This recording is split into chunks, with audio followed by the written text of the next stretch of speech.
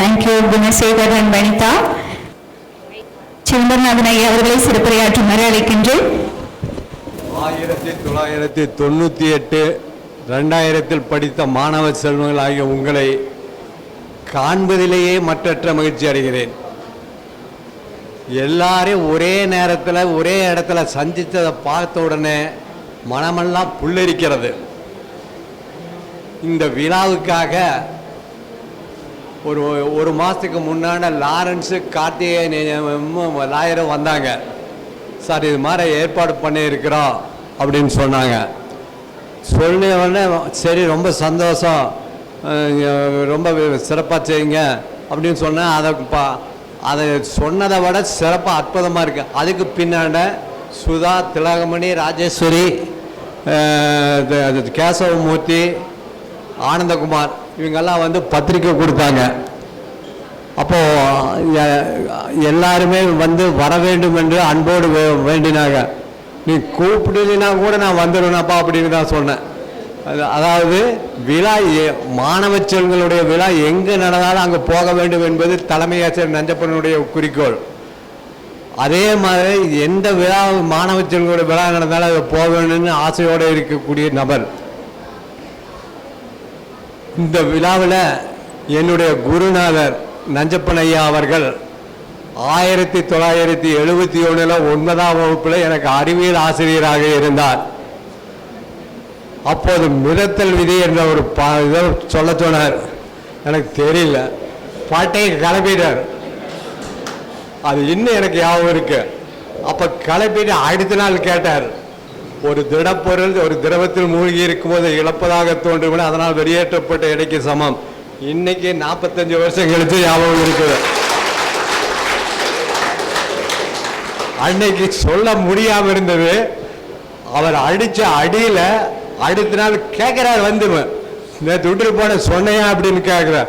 சொன்ன அந்த மனப்பாட சக்தி எத்தனையோ பிரச்சனைகளை எல்லாம் தாண்டி வந்துருச்சு. இப்ப திடீர்னு அது வருது, என்ன ஏரியாவும் வருது. ஆகவே அவர் எனக்கு ஆசான் மட்டுமல்ல, நான் என்னோடு பணியாற்றும் பொழுது தலைமை ஆசிரியராகவும் எனக்கு இருந்தார். அவரை சொல்லணும் அப்படின்னா பஞ்சுவாலிட்டிக்கு ஒரு உதாரணம் அவர் தான். அந்த 10 ஸ்கூட்டர் வருது அப்படின்னு தெரிஞ்சா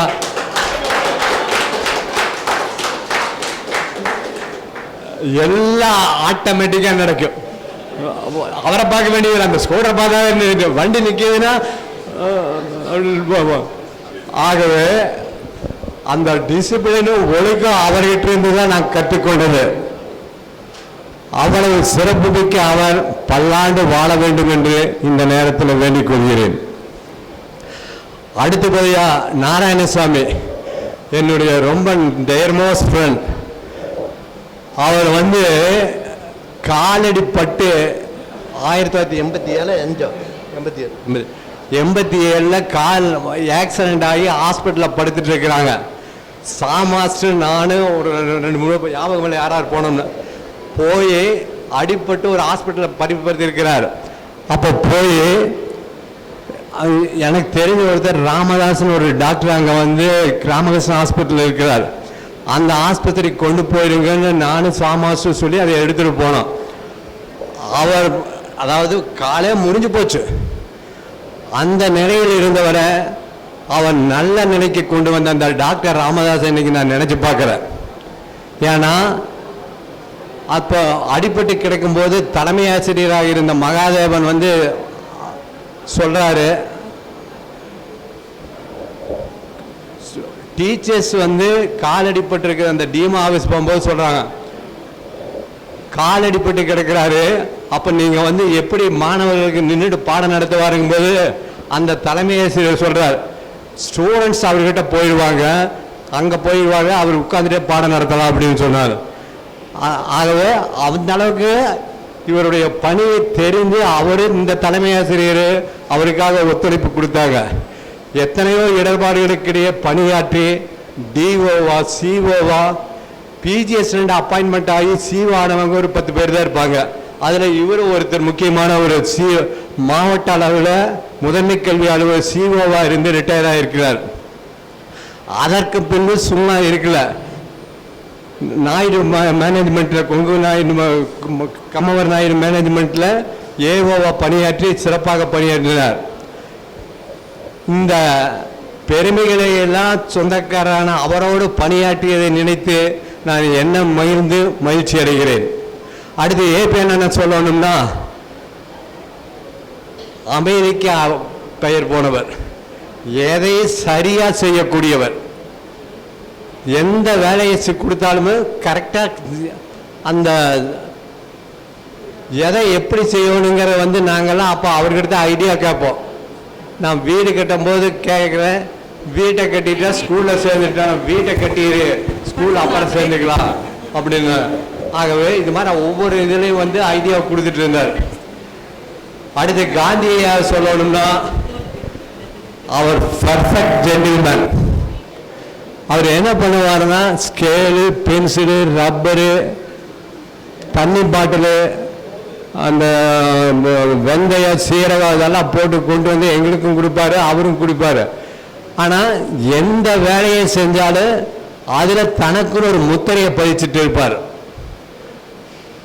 அடுத்தபடியாக வரதராஜையாவை சொல்லணும்னா, எஸ்எஸ்சிவாக இருந்து பிடிஎஸ்ல இருந்து இந்த எஸ்எஸ்சியில் வந்து ப்ரோக்ராம் ஆஃபீஸராக இருந்து அதில் வாழ்க்கையில் வெற்றி பெற்றால். அவருடைய மகள் ஹர்ஷினி வந்து இப்போ ஏசி கமிஷனராக, டிசி கமிஷனராக இருக்காங்க. அவங்களும் நல்லா வாழ்க்கை. பேபி அம்மாவை சொல்லணும் அப்படின்னா ஏஹெச்எம்மாக இருப்பாங்க. அப்போ வந்து எனக்கு ஆர்சி வண்டி எடுங்க, அந்த ஸ்கூலுக்கு போகணும் அப்படின்னு தான் சொல்லுவாங்க. என்ன ஏதுனாலும் சொல்ல மாட்டாங்க, அவ்வளவு உரிமையோடு கூப்பிடுவாங்க. அந்த அந்த பாசமிக்க உறவுகளை எல்லாம் இப்போ வந்து நேரடியாக பார்க்கும்போது சந்தோஷமாக இருக்குது. அதாவது ஏறத்தாழ ரிட்டையராக எல்லாருமே 10-15 வருஷம் ஆயிடுச்சு. அவங்க மேனவங்க இருக்காங்க. அவங்களையெல்லாம் ஒட்டு மொத்தமாக சந்திக்கிற வாய்ப்பு ஏற்படுத்தி கொடுத்த உங்களுக்கு நன்றியை சொல்லிக்கொள்கிறேன். அடுத்து தேன்மொழி டீச்சர், அவங்க வந்து டிஓவாக இருந்து ரிட்டையர் ஆனவங்க. நம்ம ஸ்கூலில் எம்எஸ்சியாக இருந்து அடுத்தபடியாக வந்து சர்க்கார் சாமக்குளம் போய் கோயில்பாளையமே சர்க்கார் அங்கே போய் அங்கே ஹெட்மாஸ்டராக இருந்து அப்புறம் டிஓவாக போய் ரிட்டையர் ஆகிட்டாங்க. அட்டண்டன்ஸ் பார்த்தீங்கன்னா அவங்களுடைய அட்டண்டன்ஸு கிளாஸ் அட்டண்டன்ஸ் வச்சுருப்பாங்க. அந்த அட்டண்டன்ஸில் ஒரு இடத்துலையும் கூட அடித்தல் இருக்காது. நான் பார்த்து அப்படி என்ன டீச்சர் எதாவது லேட்டாக கேட்டால் அப்படியெல்லாம் இல்லைங்க, வந்தாலும் ஆப்ஷன் தான். அப்படி அந்த இன்னும் எனக்கு அது ஞாபகம் வருது, அந்த அட்டண்டன்ஸ் வச்சுருந்தது. அடுத்து வந்து ஃபெமினா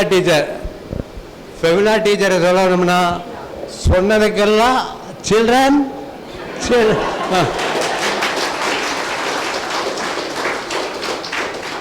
அது தலையாடித்தது இவங்க டீச்சராகவே நடக்கலாம். அவங்ககிட்ட பணிவாக சொல்கிற மாதிரி தான் சொல்லுவாங்க. ஆகவே அவங்களே ஹெட்மாஸ்டராக இருந்து ரிட்டையர் ஆகிட்டாங்க. அடுத்து சரோஜா டீச்சர், அவங்களும் ஹிஸ்ட்ரி டீச்சராக இருந்து அரசு மேல்நிலைப்பள்ளி அவினாசி மகளிர் பள்ளியிலேயே தலைமை ஆசிரியராக இருந்தாங்க. அவங்களும் ஒரு சிறந்த ஆசிரியராக எங்களோடு பணியாற்றினாங்க. அடுத்து புனிதவதி சொல்லணும்னா ஆண் சிங்கம்.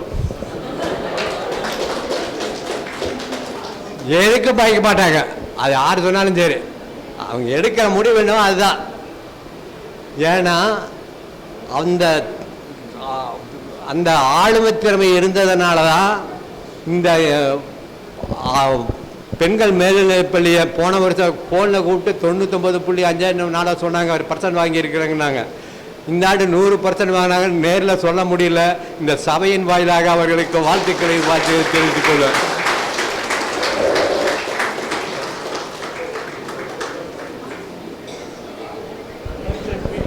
பழனிசாமி பிசிக்கல் டைரக்டர், அவர் வந்து ஸ்போர்ட்ஸ்னா அந்த கிரவுண்ட் விட்டு வெளியே வரமாட்டார். என்ன வேலை இருந்தாலும் எந்த வேலையை கூப்பிட்டாலும் டைம் முடிஞ்சு தான் வருவார். அந்த கிரவுண்டை விட்டு பசங்க வெளியே வந்தால் தான் இவருக்கு வருவார்.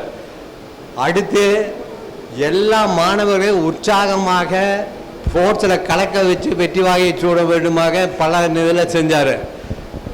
அவருக்கு நாங்கள் ஒரு ரிட்டையர்மெண்ட் பார்ட்டி காந்திக்கும் பன்சமயாவுக்கு ரிட்டைர்மெண்ட் பார்ட்டி நான் எங்களுக்குள்ளேயே ஒரு 5-6 பேர் சேர்ந்து எங்கள் வீட்டில் வச்சோம். அப்போ வந்து சொல்லிட்டு போனார், கல்யாணத்துக்கு மறக்காமல் கூப்பிடுங்கன்னு சொல்லிட்டு போனார். பொண்ணு கல்யாணம் பையன் கல்யாணத்துக்கு அந்த ரிட்டையர்மெண்ட் பார்ட்டியில் சொல்லிட்டு போனார். நான் ஒரு முறையே முக்கியமாக மறந்தே போயிட்டேன் பொண்ணு கல்யாணத்துக்கு கூப்பிடுறது. அது இப்போ சொல்லி கேட்குறாரு வந்தவர். எனக்கு ரொம்ப வருத்தமாக போச்சு, ஏன் கூப்பிடாம விட்ட, எனக்கு சாரி அப்படின்னு சொல்லிட்டேன். அடுத்து நீங்கள்லாம் வந்து நாங்கள்லாம் ஒரு ஏணிப்படிகள் மாற வேறு யாராவது விட்டுட்டுனா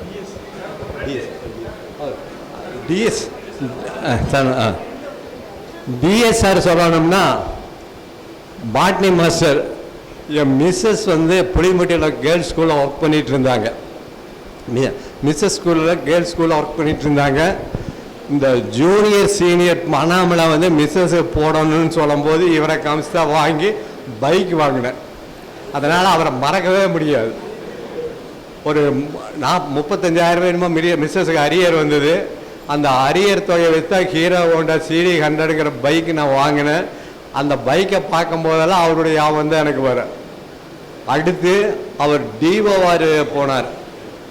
மெட்ராஸில் ஒரு வீடு, அவங்க மிஸ்ஸஸ் வந்து சென்ட்ரல் ஸ்கூலில் வந்து வைஸ் பிரின்ஸிபாலாக இருந்தாங்க. அதனால் இப்போ இங்கே கோயம்புத்தூர் டிரான்ஸ்ஃபர் காட்டி அங்கேருந்து இப்போ இங்கே கோயம்புத்தூரை குடி வந்துட்டார். ஒரு 2 வருஷமும் இங்கே தான் இருக்கிறாரு. ஒரு 10 ஆண்டு சென்னையில் இருந்தார், டிஓவாக இருந்தார். அவர் நல்ல நண்பர். அதாவது சிரமம்னு சொன்னால் முதல் ஆளாக நிற்பார். எது வேணும்னாலும் எந்த வேலையாக இருந்தாலும் விட்டுட்டு ஃபஸ்ட்டு ஆளாக வந்து அந்யோன்யமாக நிற்பார். அதில் வந்து அவருடைய அந்த பண்பை நாமளும் கடைபிடிக்கணும். இருக்கு எந்த விஷயமா இருந்தாலுமே அதான் இப்போ உங்களுக்கே சொல்லியிருக்கார், நேரில் வரத்துறை விருந்தினர் கூட வேண்டாம் வாட்ஸ்அப்லேயே போடுனா வந்தார அப்படின்னு சொல்லியிருக்கார். அவருடைய பெருந்தன்மையை பாருங்கள். அடுத்தது சரவணன், என்னுடைய காலேஜ் மட்டும் கடைசியாக இருக்கிறதுனால அவரை சொல்லியே ஆகணும். அதாவது கல்லூரி நாட்களில் இருந்து எங்களுக்கு சைக்கிளை பூண்டியில் அவர் கடைக்கட்ட நின்றுட்டு இருப்பார். நான் சைக்கிளில் போவேன். 2 பேரும் சேர்ந்து அப்படியே காலேஜ் முருங்கம்பாளையத்து வழியாக காலேஜில் போவேன். 3 வருஷம் சைக்கிளில் போனேன். கடைசி வருஷம் ஃபைனல் இயர் படிக்கணும்னு பஸ்ஸில் போனோம். அன்றைக்கெல்லாம் வசதி இல்லை. இன்றைக்கி அவர் பெரிய மிலினியன்.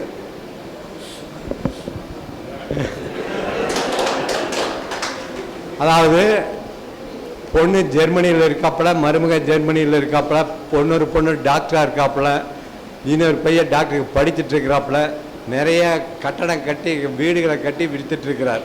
நல்லா ஆசிரியருக்கு இந்த அறிவு கூர்மை எங்கிருந்து வந்தது? நாம் அவரு கூட வந்து நம்மளுக்கு வெளியே அப்படி வருத்தமாக.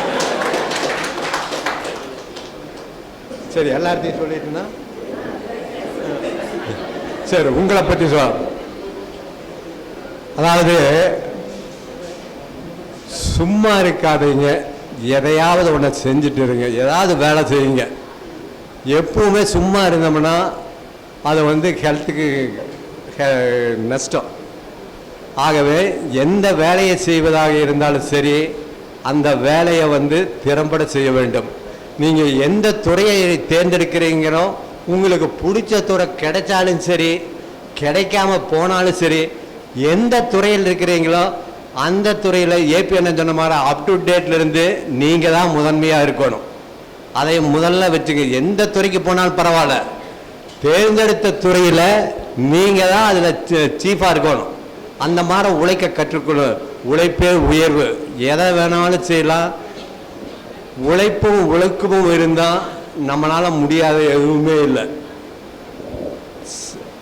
அதாவது ஏன் இப்படி அவங்களை ஏற்றி வச்ச எங்களை எல்லாம் மறக்காமல் எங்களை அனைவரையும் ஒன்று கூடி எங்களுக்கு பாராட்டு தெரிவித்ததற்கு மிக்க மகிழ்ச்சி அடைகிறோம். அடுத்தபடியாக இந்த கணக்கு பதிவில் பாடம் நடத்தும் போது சொல்வேன், பெறுபவர் கணக்கு பற்று, தருபவர் கணக்கு வரவு. இது ஆள்சார் கணக்கு. சொத்து கணக்கு உள்வரவனவற்றுக்கு பற்று, வெளிச்செல்வனவற்றுக்கு வரவு. பெயரளவு கணக்கு செலவு நட்டத்திற்கு பற்று, வருமான ஆதாயத்திற்கு வரவு. இதுதான் அடிப்படை அக்கௌண்டன்சி. இதுதான். இது அப்பவே நான் சொல்லுவேன், தூக்கத்தில் எழுந்துச்சு கேட்டாலும் சொல்ல தெரியணும். எத்தனை பேர் ஞாபகம் வச்சிருக்கீங்களா இன்னுமே? Very good, very good. ஏன்னா அதே துறைக்கு போயிருந்தேன்னா அது உங்களுக்கு பயன்படு. வேற துறைக்கு போயிருந்ததுன்னா வேற அந்த துறையில் சிறப்படுத்துங்க. ஆகவே மாணவ செல்வங்களாகிய நீங்கள் எல்லா வளங்களும் நலங்களும் பெற்று சீரோடு சிறப்போடு வாழ வாழ்த்துகிறேன். அடுத்து பெண்களாகிய நீங்கள் உங்கள் குடும்பத்தினுடைய கல்வியை நீங்கள் தான் தலை சிறந்தவராக மாற்றிக்கொண்டிருக்க வேண்டும்.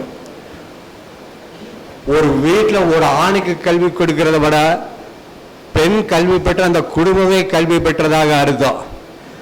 உங்களுடைய குழந்தை இப்போ வேலைக்கு போகிற இடத்துல இப்போ எங்கள் வீட்லேயே நானே இருக்கும்போது நான் டீச்சர் தான், ஆனால் என் மிஸ்ஸஸ் தான் என் பொண்ணு பையனுக்கு சொல்லி தருவான். நான் சொல்லித்தரதுக்கு வந்தால் நீ தெரியாதப்பாப்பாங்க. இப்போ போய் சொன்னோம்னா உனக்கு தெரியாதப்பா போப்பாப்பா. அதனால் பெண்கள் குடும்ப தலைவிகளாக மட்டும் இல்லாமல் குழந்தைகள் பேர குழந்தைகளுக்கு நல்ல கல்வியை ஊட்டும்போது அன்போடு வேண்டுகிறேன். உதாரணமாக ஒரு 2 பேர் இருக்காங்க, 4 ஏக்கரா சொத்து இருக்கு. 2 பேருக்கு 4 ஏக்கரா சொத்து இருந்ததுன்னா அடுத்த தலைமுறை வரும்போது ஆளுக்கு 2 ஏக்கராவா மாறும். அதுக்கடுத்த தலைமுறை வரும்போது அதுக்கு குறைஞ்சு போயிட்டே இருந்துட்டு இருக்கு. இது செல்வத்தினுடைய குணம். ஆனால் கல்வி அப்படி இல்லை.